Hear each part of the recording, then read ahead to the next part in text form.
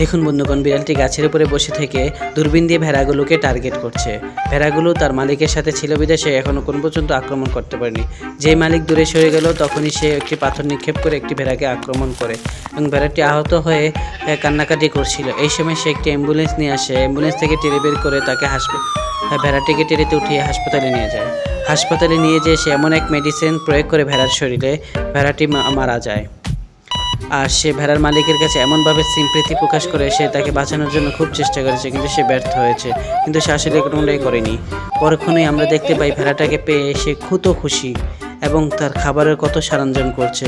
আমাদের সমাজে কিছু লোক এরকম থাকে যে আমাদের তলে তলে দেখা যায় অনেক উপকার করে, কিন্তু সে উপকার করতে পারে না বিধে কত আফসোস করে, কিন্তু আসলে আমাদের সে তলে তলে দিয়ে দেয় ক্ষতি, বাস দিয়ে দেয়। এখন দেখেন সে স্বাদ করে খাওয়ার জন্য কত কী করছে। এখন সে মজা করে খাচ্ছে। খাওয়া দাওয়া শেষে সে তার আবার আরেকজনের বাস দেওয়ার জন্য চলে যাচ্ছে।